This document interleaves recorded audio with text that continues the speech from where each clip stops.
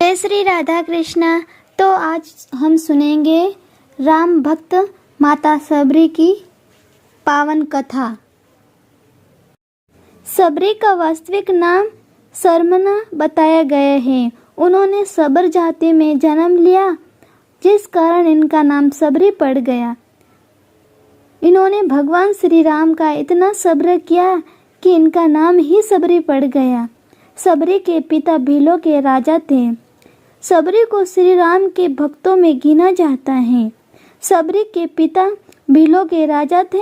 सबरी जब विवाह की योग्य हुई तो उनके पिता ने एक दूसरे भील कुमार से उनका विवाह पक्का कर दिया और धूमधाम से विवाह की तैयारी की जाने लगी। विवाह के दिन सैकड़ों बकरे भैंसे बलिदान के लिए लाए गए। बकरे भैंसे देखकर सबरी ने अपने पिता से पूछा, ये सब जानवर यहाँ क्यों लाए गए हैं? पिता ने कहा, तुम्हारे विवाह के उपलक्ष्य में इन सब की बलि दी जाएंगी। ये सुनकर बालिका सबरी को अच्छा नहीं लगा और सोचने लगी कि ये किस प्रकार का विवाह है जिसमें इतने निर्दोष प्राणियों का वध किया जाएगा। ये तो पाप कर्म है, इससे तो विवाह न करना ही अच्छा है। ऐसा सोचकर वह रात्रि में उठकर जंगल में चली गई। दंडकारण्य वन में वह देखती है कि हजारों ऋषि मुनि तप कर रहे हैं, पर सबरी अशिक्षित होने के साथ ही निचली जाति से थी। वह समझ नहीं पा रही थी कि किस तरह वह ऋषि मुनियों के बीच या जंगल में रहे, जबकि मुझे तो भजन ध्यान आदि कुछ भी नहीं आता है। लेकिन सबरी का हृदय पवित्र था और उसने प्रभु के लिए सच्ची चाह थी, जिसके होने से सभी गुण स्वतः ही आ जाते हैं।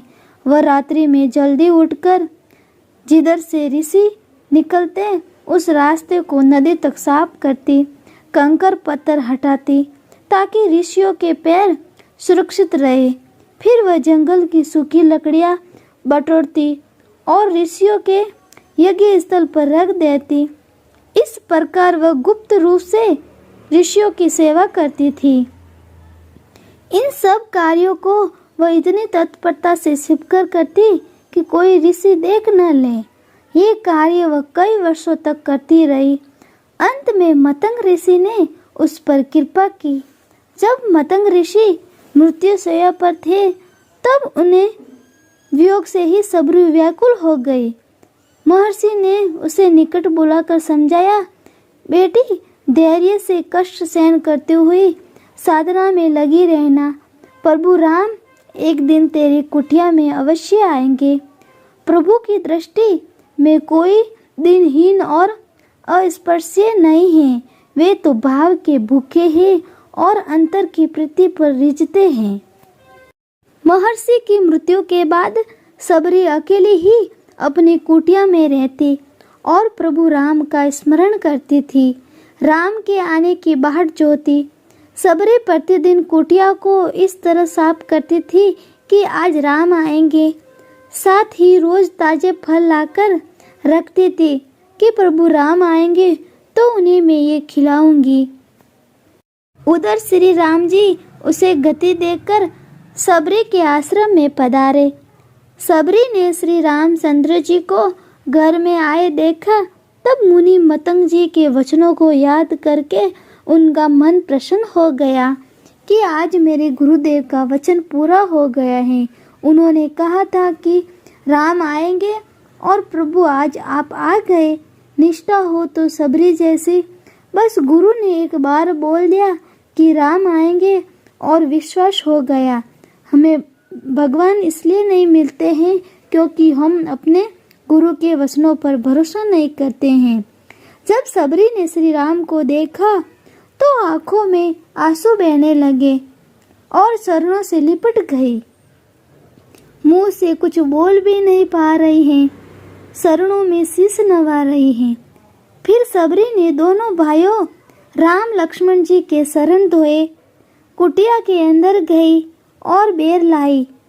जैसे ही रामचरितमानस में कंदमूल लिखा हुआ है, लेकिन संतों ने कहा है कि सबरी ने तो राम जी को बेर ही खिलाए थे। सबरी एक बेर उठाती है, उसे सकती है, बेर मीठा निकलता है तो राम जी को देती है, अगर बेर खट्टा हो तो वो फेंक देती है। भगवान राम एक शब्द भी नहीं बोले कि मैया क्या कर रही है, तू झूठे बेर खिला रही है। भगवान प्रेम में डूबे हुए हैं, बिना कुछ बोले बेर खा रहे हैं। माँ एकटक राम जी को निहार रही है। भगवान ने बड़े प्रेम से बेर खाए और बार बार प्रशंसा की कि उसके बाद सबरी हाथ जोड़कर खड़ी हो गई। सबरी बोली कि प्रभु, मैं किस प्रकार आपकी स्तुति करूं? मैं नीच जाति की और अत्यंत मूढ़ बुद्धि की हूँ, जो अधम से भी अधम है। स्त्रियां उनमें भी अत्यंत अधम है और उनमें भी है पाप नाशन। मैं मंद बुद्धि हूँ। भगवान राम माँ की ये बात सुन नहीं पाए और बीच में ही रोक दिया। भगवान कहते हैं कि माँ केवल एक भक्ति का ही नाता मानता हूँ। जाति पाति कुल धर्म बढ़ाई धन बल कुटुंब गुण और चतुरता, इन सब के होने पर भी यदि कोई इंसान भक्ति नहीं करे तो वह ऐसा लगता है जैसे जलहीन बादल दिखाई पड़ता है।